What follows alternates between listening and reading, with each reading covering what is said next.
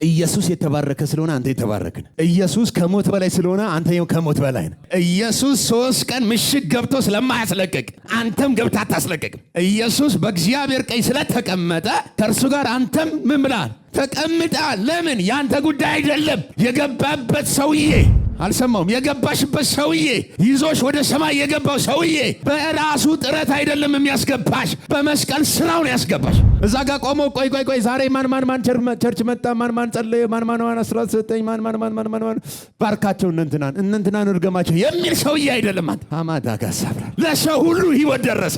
ያው ባትጸልይ እንኳን ይዞ ገብቷል። ታስገባ በኋላ ፍቅሩ ያስጸልያል እንጂ ጸልያ አታስለቅቀውም። ነገር ግን መለቀቁ አንተን ሲማርክ በአንዱ ሰው መታዘዝ፣ በአንድ ሰው ፍቅር፣ በአንድ ሰው ስጦታ፣ በአንዱ በኢየሱስ በመሆን ብቻ ኢየሱስ የሆነው ሁሉ ይሆናል።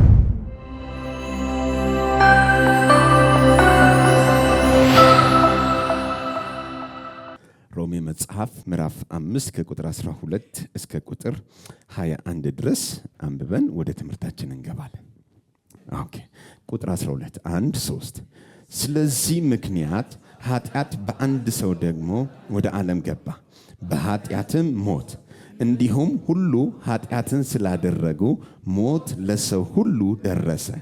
ሕግ እስከመጣ ድረስ ኃጢአት በዓለም ነበረና፣ ነገር ግን ሕግ በሌለበት ጊዜ ኃጢአት አይቆጠርም። ነገር ግን በአዳም መተላለፍ ምሳሌ ኃጢአትን ባልሰሩት ላይ እንኳን ከአዳም ጀምሮ እስከ ሙሴ ድረስ ሞት ነገሰ። አዳም ይመጣ ዘንድ ላለው ለእርሱ አምሳሉ ነውና። ነገር ግን ስጦታው እንደ በደሉ መጠን እንደዚያው አይደለም። በአንድ ሰው በደል ብዙዎች ሞተዋልና፣ ነገር ግን የእግዚአብሔር ጸጋና በአንድ ሰው በኢየሱስ ክርስቶስ ጸጋ የሆነው ስጦታ ከዚያ ይልቅ ለብዙዎች በዛ። አንድ ሰውም ኃጢአትን በማድረጉ እንደሆነው መጠን እንደዚያው ስጦታው አይደለም። ፍርድ ከአንድ ሰው ለኩነኔ መጥቷልና፣ ስጦታው ግን በብዙ በደል ለማጽደቅ መጣ። በአንዱም በደል ሞት በአንድ በኩል ተነገሰ። ይልቁንም የጸጋን ብዛትና የጽድቅን ስጦታ ብዛት የሚቀበሉ በአንዱ በኢየሱስ ክርስቶስ በኩል በሕይወት እንግዲህ በአንዱ በደል ምክንያት ፍርድ ለኩነኔ ወደ ሰው ሁሉ እንደመጣ፣ እንዲሁ በአንድ ጽድቅ ምክንያት ስጦታው ሕይወትን ለማጽደቅ ወደ ሰው ሁሉ መጣ። በአንዱ ሰው አለመታዘዝ ብዙዎች ኃጢአተኞች እንደሆኑ፣ እንዲሁ ደግሞ በአንዱ መታዘዝ ብዙዎች ጻድቃን ይሆናሉ። በደልም እንዲበዛ ሕግ ጭምር ገባ። ዳሩ ግን ኃጢአት በበዛበት ኃጢአት በሞት እንደነገሰ፣ እንዲሁ ደግሞ ጸጋ ከጌታችን ከኢየሱስ ክርስቶስ የተነሳ በጽድቅ ምክንያት ለዘላለም ሕይወት ይነግስ ዘንድ ጸጋ ከመጠን ይልቅ አሜን። ክብር ለስሙ ይሁን። ባለፈው ምዕራፍ 5 ቁጥር 11ን አሹራንስ ኦፍ ሳልቬሽን እስከ ምዕራፍ ቁጥር 11 ድረስ ጨርሰን ይወጣል። ከቁጥር 12 በኋላ ሌላ ታሪክ ነው የሚጀምረው እና ዛሬ አዲስ የሮሜ መጽሐፍ ጥናት ነው የምንጀምረው ማለት ነው። አሁን በቃ እስከ ምዕራፍ 5 ድረስ ምን ብለናል? ዘግተናል። ከዚህ በኋላ ደግሞ አሁን ሁለተኛውን የሮሜ መጽሐፍ ባለ 4 ክፍል ነው ያለው። ባለ ስንት? 4 ክፍል አለው። አንዱ ክፍል እስከ ምዕራፍ 5 ቁጥር 11 ድረስ በቃ በወንጌል ሰው እንዲያምን ኃጢአተኛ ነህ፣ በወንጌል በእምነት ደግሞ ስትጸድቅ ደህንነት ምን አይልም አይወሰድም። እስከ ቁጥር 11 ድረስ ፋይሉን ዘግተናል። እስከ ቁጥር ስንት? 11 ድረስ።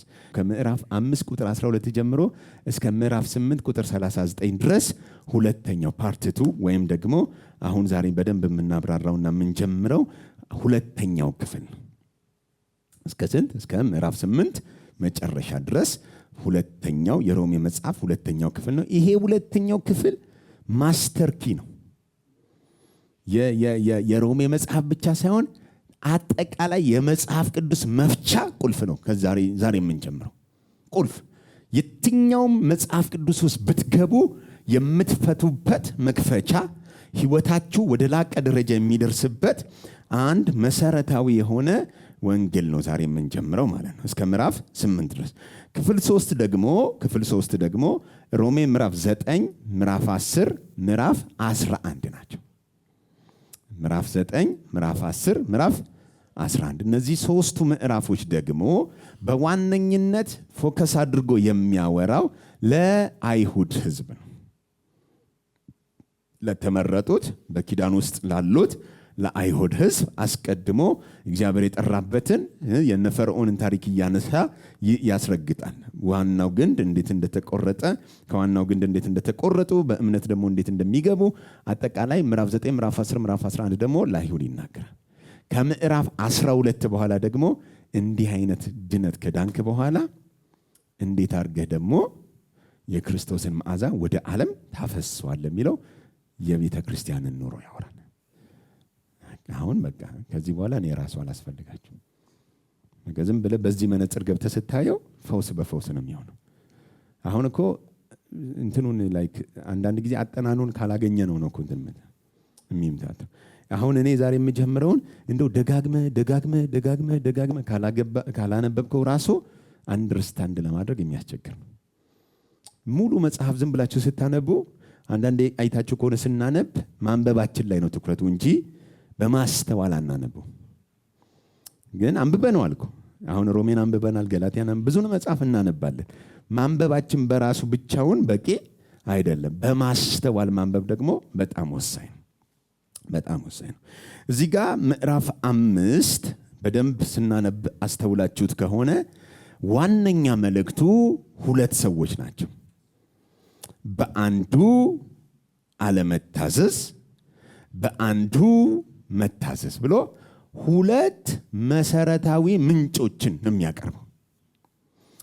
ምዕራፍ 6 ምዕራፍ 7 ምዕራፍ 8 እነዚህ ሁለቱ ምንጮች ላይ ያለ የህይወትን ስርዓት እንጂ የሚያስቀምጠው ሌላ የተለየ መልእክት ውስጡ አይደለም የያዘው። ምዕራፍ 5 ቁጥር 12 ላይ ስለዚህ ብሎ በአንዱ ምን አለ ማለት አለመታዘዝ ብዙዎች ምን ሆነዋል? ኃጢአተኞች ሆነዋል። ችግሩ ማን ነው? አንድ ሰው። በአንድ ሰው አለመታዘዝ ስንት ሰው ነው ኃጢአተኛ የሆነው? ሁሉም ወይም ብዙዎቹ ምን ሆነዋል? ኃጢአተኛ ሆነዋል። በአንዱ። ችግሩ ማን ጋር ነው? አንዱ። የሌሎችን ዕጣ ፈንታ የወሰነው ማን ነው? አንዱ። ስለዚህ የህይወታቸው ዕጣ ፈንታ የተወሰነው በአንዱ ነው እንጂ በእነሱ አይደለም። በተመሳሳይ በአንዱ አለመታዘዝ እንዳለ ሁሉ በአንዱ ደግሞ በኢየሱስ ክርስቶስ በኩል ይላል። ሃሌሉያ። በማን በኩል? በአንዱ ነው። ኦኬ። ስለዚህ አሁን በአንዱ አዳም፣ በአንዱ ደግሞ ምን? ክርስቶስ። ስለዚህ አሁን በአንዱ በክርስቶስ ነህ ወይስ በአንዱ አዳም ነህ ነው እንጂ ጨዋታው ኃጢአት ታደርጋለህ ወይስ አታደርግም ማለት ነው። አንተ ጋር ምንም አይነት መሰረት ወይም የእናንተን ጉዳይ አያነሳም መጽሐፉ። በደንብ እንድትሰሙ ይፈልጋለሁ። በተለይ የዛሬውን መሰረት ስለሆነ በደንብ የሚሰማኝ ሰው ይባረካል። ይሄ ምንድነው? ጌታ ይባርካችሁ። እናንተ ጎበዝ ናችሁ። ይሄ ምንድነው? ወንበር ነው። እሺ፣ እናንተ ብሩክ ናችሁ። ኦኬ። ያኛውስ ምንድነው? ይሄኛውም ወንበር ነው። ኦኬ። ስንት ሲያምናል? እነዚህ ሁለት ወንበር ናቸው። ኦኬ፣ ነግራችሁኛል። ለካ እምነት አይጠይቅም። ይሄ ምንድነው? ሶፍት። ኦኬ። ይሄን ሶፍት እዚህ ወንበር ላይ ባስቀምጠው ኦኬ፣ የሶፍቱ ዕጣ ፈንታ ያለው ማን ላይ ነው? ወንበሩ ላይ ነው። ኦኬ። ወንበሩን ብጥለው እና ቢወድቅ ሶፍቱ ምን ይሆናል? ለምን? ሶፍቱ መውደቅ ፈልጎ ነው? አይደለም። ግን ሶፍቱ ማን ላይ ስላለ? ወንበሩ ላይ ስላለ ምን አረገ? አብሮ ወደቀ። ኦኬ። በአንዱ ምን አለመታዘዝ ነው ያለን። ያልታዘዘው ማን ነው? አንዱ ነው እንጂ ሶፍቱ አይደለም። እኛ አልነበርንም።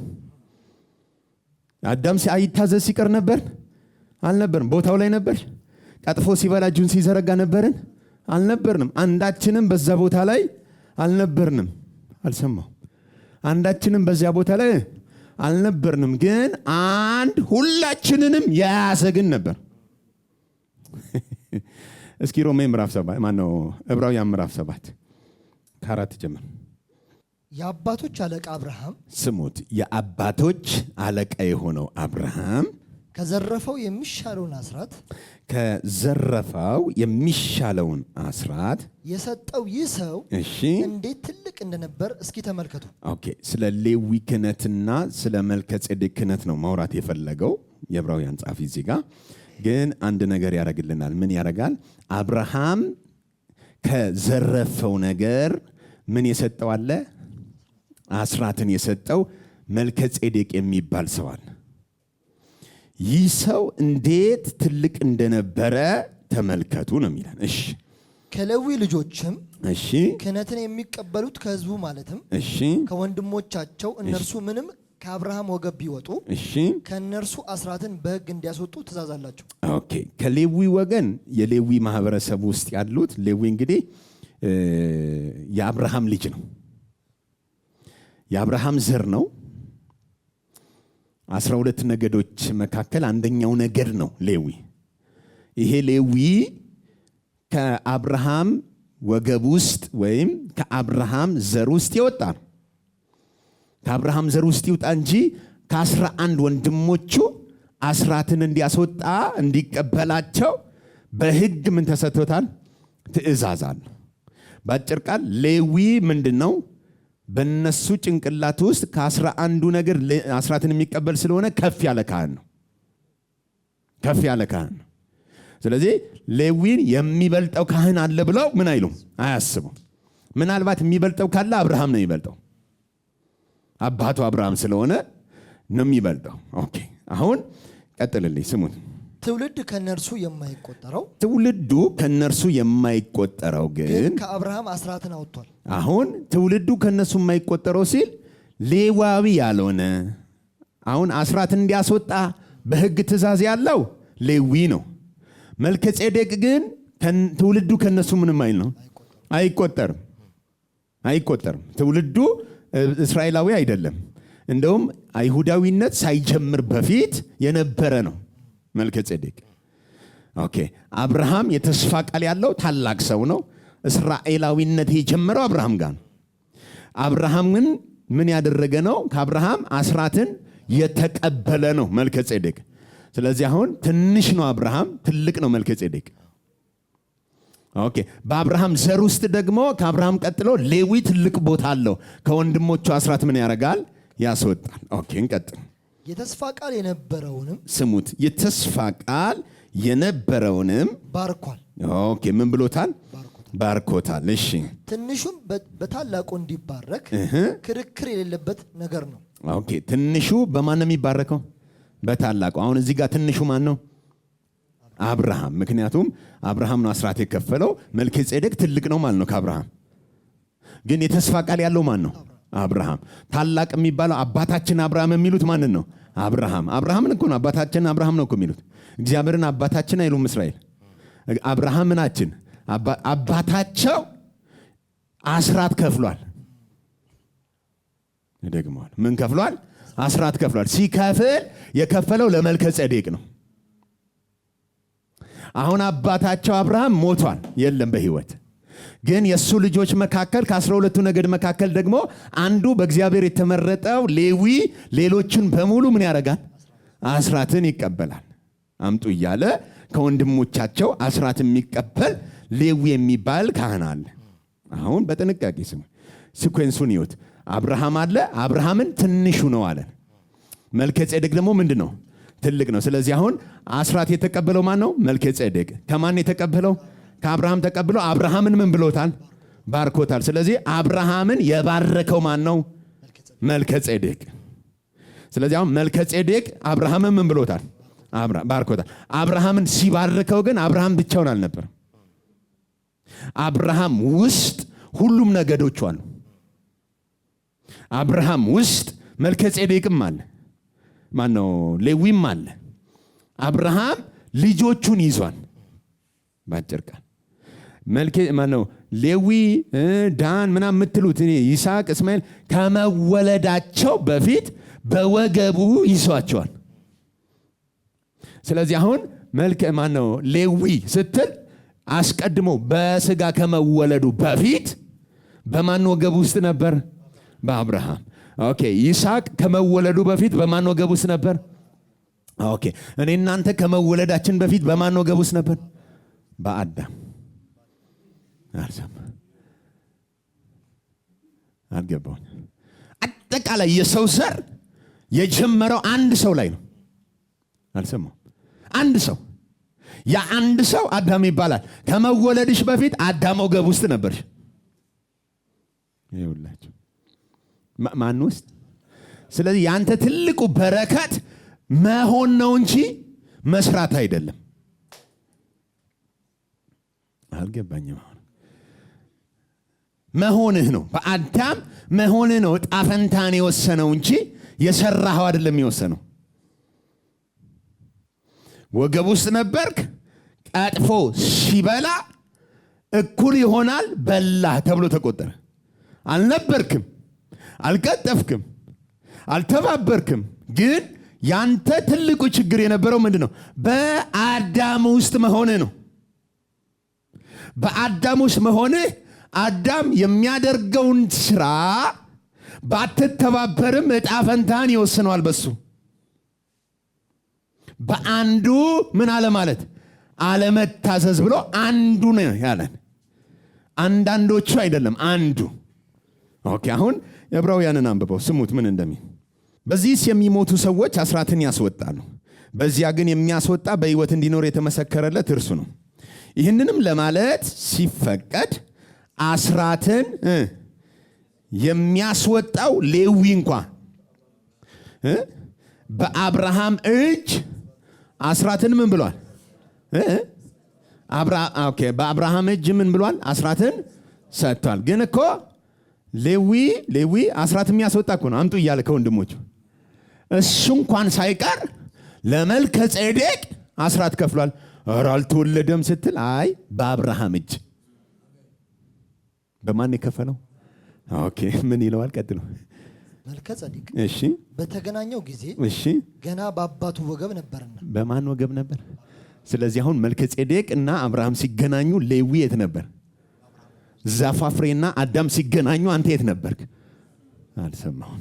የት ነበርሽ? ጉድጓድ ውስጥ። በአዳም ወገብ ውስጥ ነበርን ሁላችንም። የዛፋፍሬ ሌዊ በአብርሃም እጅ ምን ብሏል? ኦኬ። እጁን የሰነዘረው ማን ነው? አብርሃም። ኦኬ። አስራቱን የከፈለው ማን ነው? እጁ የማን ነው? ኦኬ። አብርሃም ሲሰጥ ግን አለ በአብርሃም እጅ ወገብ ውስጥ የነበረውም አብሮ ምን ብሏል? ሳካታ ማለይጋ። ልክ እንደዛው አዳም ሲሰነዝር ለመቅጠፍ የለሽም እኮ በአካል በአዳም እጅ አብረሽ ቀጥፈሻል። ስለዚህ አሁን ከአንዱ ከአዳም የተነሳ የሰው ዘር ሁሉ ምንድን ነው? ኃጢአተኛ ተወልደ። እኔ ጨዋ ነኝ፣ ከልጅነቴ እግዚአብሔርን ምፈራ ነኝ። በጣም ብፁዕ ቅዱስ ደነገደ ምናምን ቤተሰብ ውስጥ ነው ያደግኩት። ሌሊት ኪዳን ያደርሳሉ፣ ቀኑ ሙሉ ስንጾም ስንጸልይ ገዳም ነው የኖርኩት ብትልም የምትሞት ነህ እንጂ የምትድን አይደለህም። ሞትህ የተረጋገጠው ተወልደ በሰራኸው አይደለም። አባትህ አዳም አልሰማው። አባትህ አዳም ምን ባረገው? በቀጠፈና ባልታዘዘ ጊዜ ልክ አዳም ሲሞት ወገብ ውስጥ እንደያዘህ ነው የገደለ። በተመሳሳይ በአንዱ በኢየሱስ አለ ልክ ከሙታን ሲነሳ ይዞሽ ነው የተነሳው። አልሰማው። አዳም ጋር ተባብረህ ኃጢአተኛ አልሆንክም። ኢየሱስ ጋር ተባብረህ ጻድቅ አትሆን። አትተባበርም። ኢየሱስ ጋር መተህ እንዴት መሰለ ቆይ ማለት ምናምን አይባልም። ኢየሱስ ጋር አዳም ትልልቅ በረከቶችን ወደ አንተ አስተላልፏል። ሞትም ይባል አልጠየቅም ሁሉ ሃሌሉያ ስሙ ይባረክ ታንኪው ብለን የተቀበልነው መኮነንን፣ ቅናትን፣ ምቀኝነትን፣ መደባደብን፣ መተማማትን እንደ ወንዝ እየጠጣን ኢንጆይ ያደረግነው ለምን? ኔቸራችን ነው። ተላልፎ የተሰጠን በረከታችን ስለሆነ። ስለዚህ አንዱ ለብዙዎች አለ ኩነኔን አስገባ በር ከፍቶ።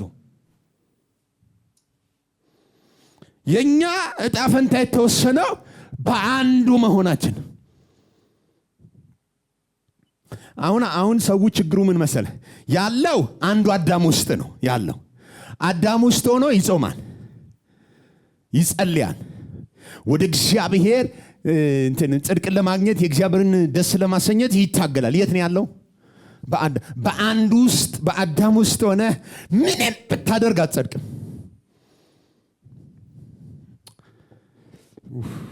በስንቱ ያለ ብቸኛ አማራጭ ምንድን ነው?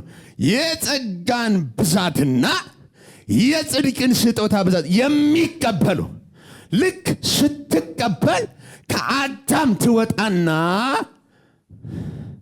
አገር ትቀይራለህ፣ ሰፈር ትቀይራለህ፣ መንደር ትቀይራለህ፣ ሄደ ኢየሱስ ውስጥ ትገባለህ።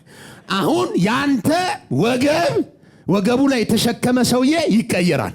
በመንፈስ ዓለም ሽፍት ያደርግና ከሰማይ በመጣው በኢየሱስ ትሆናለህ። በኢየሱስ ከሆንክ በኋላ ደግሞ በደንብ ስማኝ፣ ባትጾምም ጻድቅ ነህ፣ ባትጸልይም ጻድቅ ነህ። ለምን? በአንዱ ነው እንጂ በስራሽ አይደል።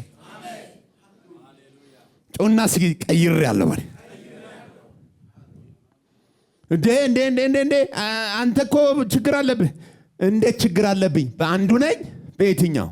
በአዳም ከሆንኩ ለስ ጻድቅ አይደለሁም። በኢየሱስ ከሆንኩ ግን እኔ ጋር የሚቆጠር አንዳች ነገር። ስለዚህ ሮሜ ምዕራፍ 5 ምን አለ? ለዩ ሚናችሁን በአንዱ ነው። ወይ በአዳም ነህ ወይ በክርስቶስ ነህ እንጂ በጋራ አብሮ አይኖርም።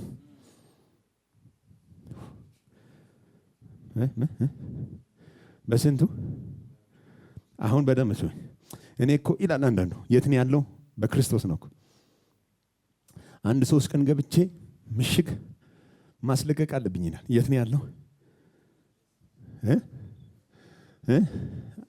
በክርስቶስ ሆኖ 3 ቀን ገብቶ ማስለቀቅ በረከቱን የሚያምናል አልሰማ። የት ነው ያለው? ኦኬ በክርስቶስ ነህ ማለት በረከትህ ላይ ያስተለቋል ማለት ነው። ወይኔ ጉዴ! እንደው ምንም ሳልጸልይ አይ ሲጀመር አንቺ አልተባረክሽም። አንተ ልጅ ነህ ከሙታን አስነስቶ በሰማያዊ ስፍራ እየባረከ ከፍ ያደረገው እሱን ነው እኮ። ግን ችግሩ ምን መሰለ? አንተ ምንም መልካም ሳትሰራ በእርሱ ሆንክ። ከዛስ በክርስቶስ በሰማያዊ ስፍራ የባረከን ተባልክ። በአዳም በምድራዊ ህይወት የረገመን በክርስቶስ ስትሆን የባረከን። ምን ሰርተህ? ምንም አትሰራም። ያንተ እጣ ፈንታ በእርሱ በአንዱ በኢየሱስ እስኪ መሆን በሉኝ። ስለዚህ አሁን ፖዚሽንህ ያለህበት ምንጭህ የተቀመጥክበት ቦታ እጣ ፈንታን ይወስነዋል እንጂ ያንተ ድርጊት ነገርን አይቀይረው። በአዳም ከሆንክ ሞት ነህ፣ በኢየሱስ ከሆንክ ሕያው ነህ። ምንድነው ልዩነቱን ያመጣው? ሁለቱ አንዱዎች አይደለም? ያው መጽሐፉ ቁጥር 18 እና 19 እስኪ ምዕራፍ 5 እንግዲህ በአንዱ በደል ምክንያት ፍርድ ለኩነኔ ወደ ሰው ሁሉ እንደመጣ። በአንዱ በደል ምን ምክንያቱ የትኛው ነው? አንዱ። በደሉ የማን ነው? ችግሩ የማን ነው? በአንዱ በደል ምክንያት ፍርድ ለኩነኔ ወደ ሰው ሁሉ እንደመጣ። ለስንት ሰው መጣ? ስለዚህ አሁን በአንዱ በአዳም የመሆን በረከቶች ምንድነው? ኩነኔ። እዩ መንገድ ላይ ዝም ብላ አሁን ኢንተርቪው አንዳንድ ቲክቶከሮች ኢንተርቪው ሲያደርጉ አይታችኋል? የተለያየ ቶፒክ አንስተው ያደርጋል፣ ኢንተርቪው ያደርጋል። ዝም ብለህ ግን አሁን ዛሬ ብትሞት መንግስተ ሰማያት የምትገባ ይመስላል የሚል ኢንተርቪው ቢደረግ አሁን ቀጥ ብዬ እገባለሁ የሚል ታገኛለህ? በየትኛው ስራዬ ይላል። አይ እኔ እኮ አረጋግጬ ሲኦል እንደምገባ በቃ ዝም ብዬ ልቀጥል ብዬ ነው የሚል ኃጢአትን እና ለምንድን ነው የማገባው ስትለው ግን ምን ሰርቼ የሚል ነው። አልሰማው ምን ሰርቼ ነው እንጂ በአንዱ እንደሆነ ጉዳዩ አላስተዋለም ተውለን። ጉዳዩ ግን በስንቱ ነው? አልሰማው በስንቱ። አሁን ኢየሱስ ጋር መተህ በአንዱ ኢየሱስ ጋር መተህ የዘር እርግማን አለብኝ ስትል አየው ለኢየሱስ የማይማረክ አይምሮ። ከዛ በአንዱ በኢየሱስ ውስጥ ሆነ ቆይሲ የሆነ ነገር ላስለቅቅ 1-3 ቀን ልግባ ስትል አየው በስንቱ። ግን የት ነው ያለኸው? እና ጾመህ ምናምን የምታስለቅቅ ይመስላል።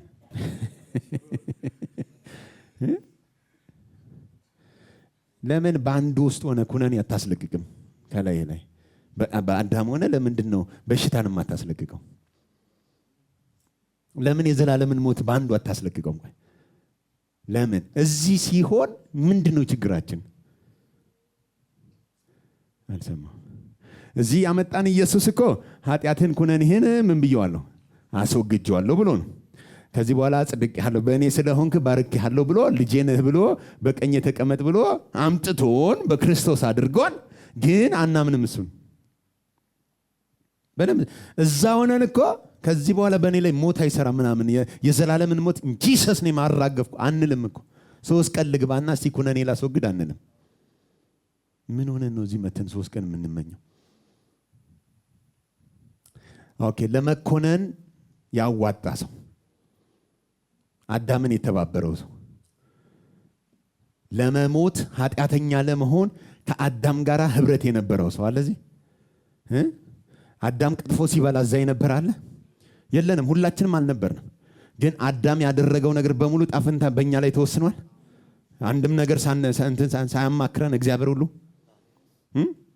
አንቺም ሰራሽ በቃ እንዳባትሽ ነሽ ምናምን ሳይለን በአንዱ አልሰማው፣ በስንቱ በአንዱ አለመታዘዝ፣ በአንድ ሰው ኩነኔ፣ በአንድ ሰው ኃጢአት ፍርድ ለሰው ሁሉ ደረሰ። እሺ፣ እንዲሁም እንደዛው። እንዴት እንዲሁ ማለት እንዴት ነው?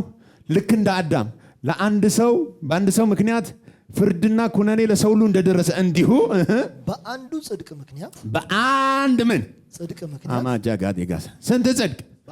ብዙ ጽድቆች ወይስ አንድ ጽድቅ? አንድ ነው ጽድቅ። በአንድ ጽድቅ ምክንያት በክርስቶስ ጽድቅ ምክንያት ሃሌሉያ። ስጦታው ህይወትን ለማጽደቅ ወደ ሰው ሁሉ መጣ። ፓቺካሪ ባደጋስ በስንት ጽድቅ ምክንያት? በአንድ ጽድቅ ምክንያት ስጦታው ለሰው ሁሉ መጣ። በአንድ በደል ምክንያት ኩነኔ ለሰው ሁሉ መጣ። በአንድ ሰው ደግሞ ምክንያት በአንድ ጽድቅ ምክንያት ደግሞ ለህይወት የሚሆን ስጦታ መጣ።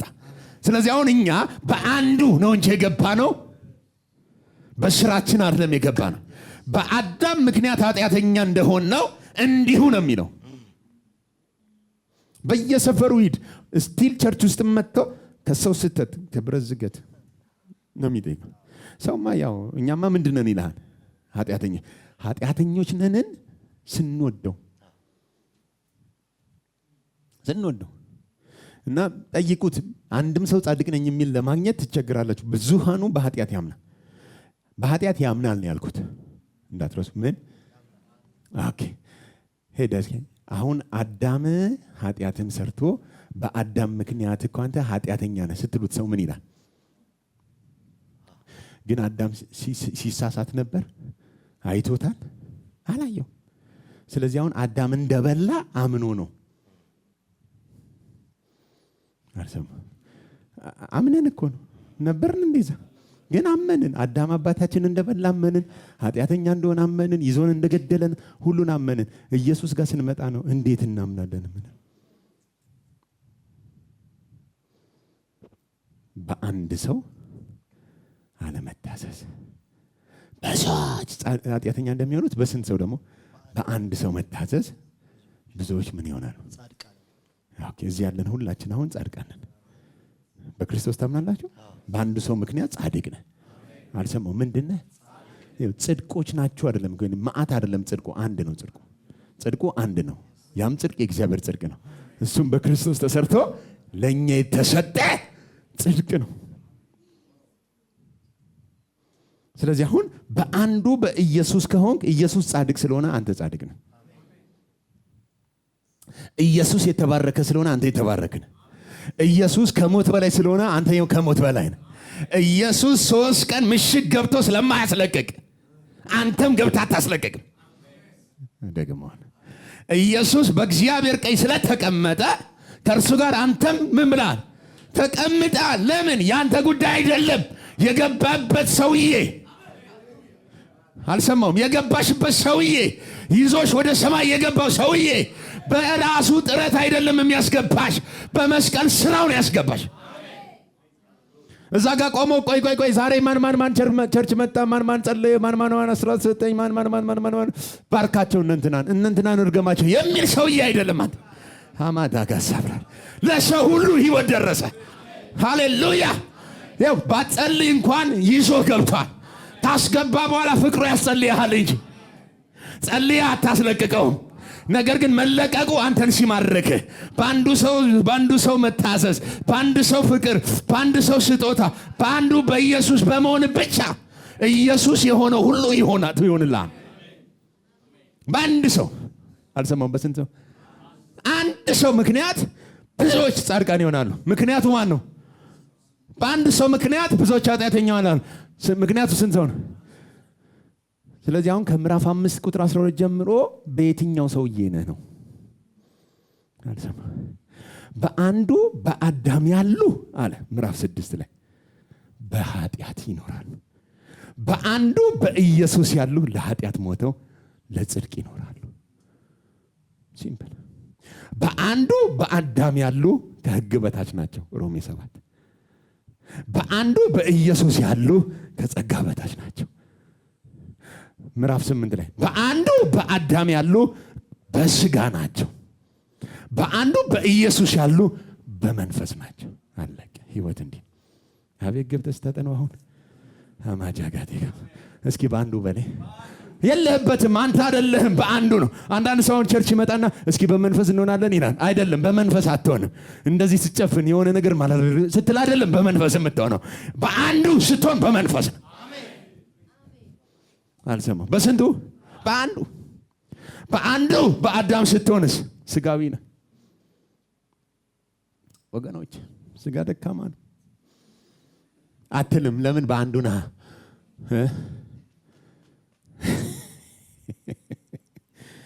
እንዲህ መሰለ ጳውሎስ እኮ እንትን መልካም ላድርግ ስፈልግ ክፉ ሳድርግ ትግል እኮ ነው። ክርስትና እኮ በእናት ስቃይ እኮ ነው። አይደለም። በአንዱ አዳም ከሆንክ ስቃይ ነው። አትስረቅ የሚል ህግ ሲመጣ አትስረቅ የሚለው አንተ ላለመስረቅ አትመኝ የሚለው ለመፈጸም ስትታገል እየሞትክ እየባሰብህ እኔ ጎስቋላ ነኝ ብለህ ትጨርሳለህ።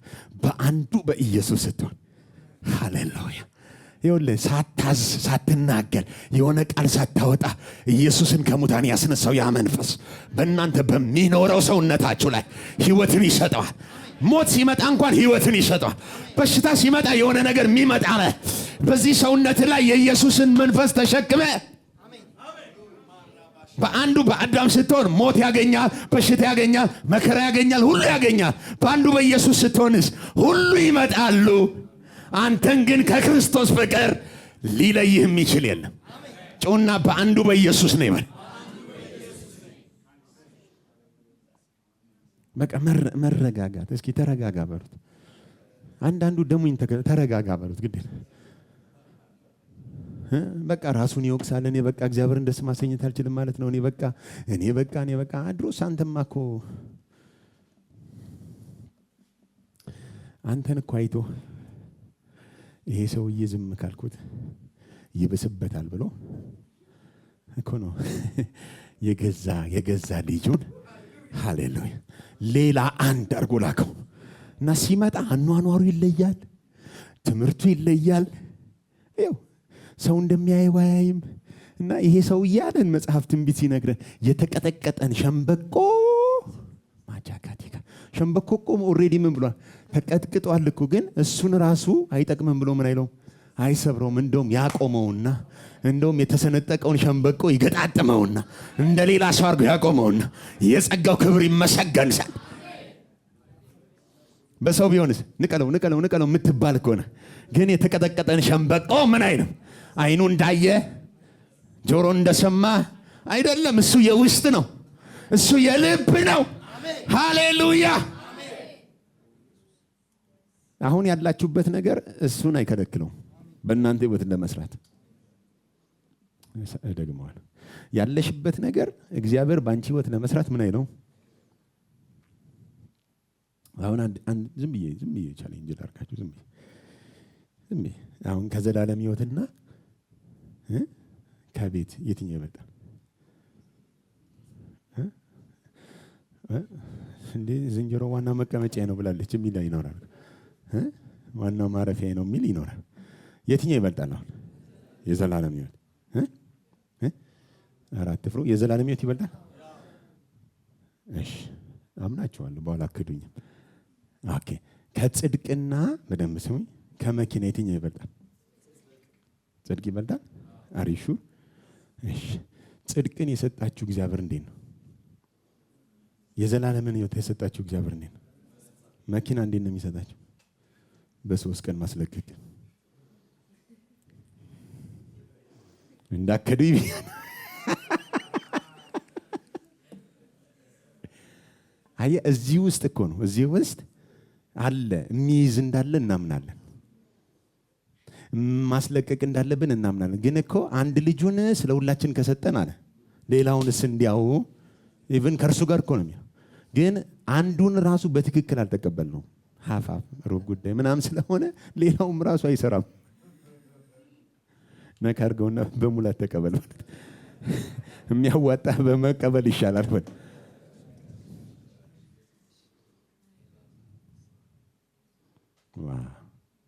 አሁን ዛሬ ወንጌል እየሰማችሁ ስለሆነ እንዴት ደስ እንዳለ። የአንዳንድ ሰው ፊት እየተቀየረ ነው። አሁን እንደ ፀሐይ እያበራ ነው ፊታቸው። ጌታ ይባረክ። ሸክም ሆኖብኝ ነበር አለ አንድ ሰው። አሁን የዚህ የምድር ጣጣ ሸክም ሆኖብኝ ነበር፣ እንዴት ነው የማደርገው ብዬ ጨንቆኝ ነበር። አንዳንዱ ደግሞ ይመጣል ማኖፍ ቅባት የሆነ ወልዋይ መንፈስ የያዘው ቅባት የሆነ ማሻበል ሲጫን የሚል ቅባት ለማስለቀቅ ከእግዚአብሔር ዘንድ የት ይገባል? ምን ለማስለቀቅ? እኔ መቼ ነው እግዚአብሔር ናፍቆን ፍቅሩ አቃጥሎን ህብረት ለማድረግ ምሽግ የምንገባበት ቀን ይናፍቀኛል። ለሁሉስ ገብተን እንችለዋለን? ማለ ሁሉ ገብተን አንችለውም። ሳይገቡ የሚኖሩ አሉ። እዚህ ውስጥ መቀየር አለ። ሳይገቡ የትም ምሽግ ሳይገቡ ህይወትን የሚኖሩ እኮ አሉ። በሰላም የሚፈልጉትን እየገዙ መኪናቸውንም ቤታቸውንም ምኑንም እያደረጉ የሚኖሩ እኮ አሉ። አይገቡም ግን የሚገርም እኛ ደግሞ እንገባለን። ደግሞ አይሆንም እኮ ቢሆን ጥሩ ነበር።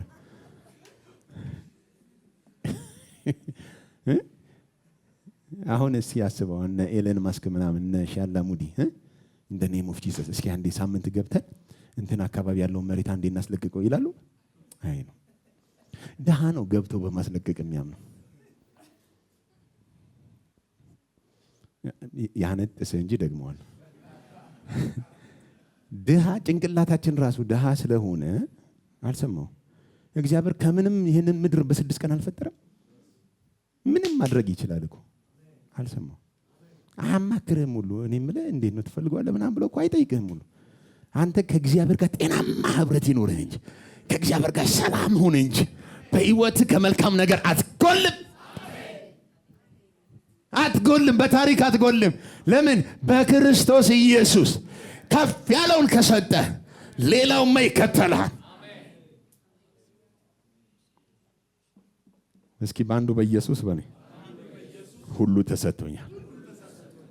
እግዚአብሔርን ለመምሰል የሚያስፈልገን ተሰጥቶ፣ ለህይወት የሚያስፈልግህ ተሰጥቶ፣ ቅባት ነው ተሰጥቷል።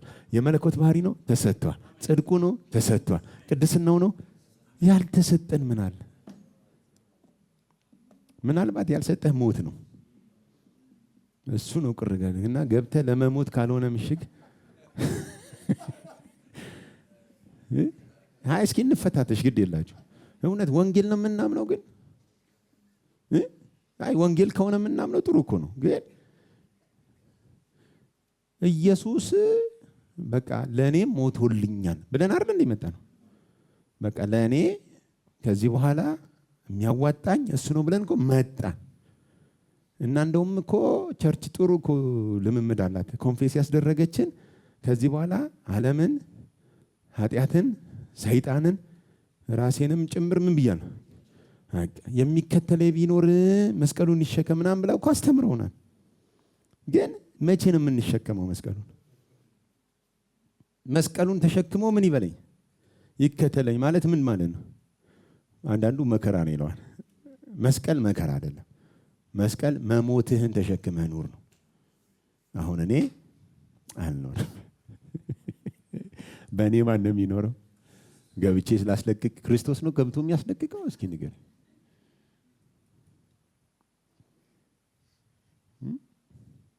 ብሉይ ኪዳን ላይ ደስ የሚል ኑ እንወቃቀስ ይላል እግዚአብሔር። እንደው እንደዚህ ቢጀምር አዲስ ኪዳን ላይ ጥሩ ነበር።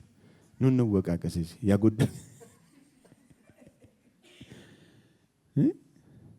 ደግሞ የተወሰነው እዚህ አፍሪካ ሀገር ላይ ነው በምሽግ በምናምን ጥሩ ማስለቀቅ ምናምን እንጂ አንዳንድ ያደጉ ሀገሮች ላይ እኮ ምንድነው የምትለው ነው የሚሉ ሁሉ እኮ ልዩ ወንጌል ነው የሚሉ። የምሬን ነው፣ ልዩ ወንጌል ነው። አሁን እኛ ጋር ከጦርነት ከምናምን ስለመጣን ያው ምሽግ የሚለው ቃል ከዛ ነው፣ መጽሐፉ ላይ የለም። ምንድነው በደርግ ዘመን ነው አሉ ምሽግ የተጀመረው። እንዲህ አይነት ይሄ ለምሳሌ ካድሬ የነበረ ሰው ፓስተር ሲሆን እንትን ጉበኞችን እናቋቁማለን ምናምን የሚልህ እንደ ምሽግ ምናምን ነው እንጂ የሚልህ አንዳንዱን ባንፈርድም ምንድነው በእውቀት አይደለም። መጽሐፉ ግን በአንዱ ነው የሚለው። አልሰማም በስንቱ ነው የሚለው? አለቀ። አሁን የኔ ወንበር ልወስደው ነው። ስንት ያምናል? እዚህ ጋር ባረገው ሶፍት የት ይሄዳል? የት ስለሆነ? ወንበሩ ላይ ስለሆነ አይደል? ኦኬ። ይሄንን ወንበር ወስጄ እዚህ ጋር ባረገውስ ብደርበው የት ነው ያለው ሶፍቱ? አብሮ ወንበሩ ላይ ነው። እሺ ሁለቱን ባነሳቸውስ? አሁንም አለ። ወስጄ እዚህ ጋር ባስቀምጠውስ? ኦኬ። የትኛው ወንበር ነው የተጫነው? የክርስቶስ ወንበር አዳምን ምን ብሎታል? ተጭኖታል። አንተ ደግሞ ያለህ የማን ላይ ነው? አንዳንዱ ከስር ነው የሚሆነው። ይኸውልህ እና እንደዚህ የጨፈለቀው ይመስለዋል እግዚአብሔር። አንተ ክርስቶስ ላይ ነው ያለው። አብረ ጨፍላቂ ነህ። መርገም ምናምን እኮ ካለ የምስራች ነገር ካለ ወጋው ምናምን እኮ በላይ ልም የገሃነም ደጅ አይቋቋሟትም ነው ያለው። እግርህ ምን ይሰራል? ወክ አርግ ነው ያለው። አንዳንዱ እኮ መሽጎ ነግር ያለው ነው የሚለው። ልክ እዛ የተሟረተበት ቦታ ላይ ስደርስ ስረግጠው እግርህ ያረክሰዋል። ለምን? እግርሽ እግሩ ነዋ፣ አይንህ አይኑ ነዋ፣ እጅህ እጁ ነዋ። አንተ ውስጥ ያለው አሁን አንዱ ስለሆነ በአንዱ ጸድቀሻል፣ በአንዱ ተቀድሰሻል፣ በአንዱ ተባርከሻል፣ በአንዱ ከፍ ብለሻል። ሃሌሉያ። ጩና በአንዱ ነው ይበል። በክርስቶስ ኢየሱስ ከሁሉ በላይ ከፍ ያለውን ጨብጨዋለሁ።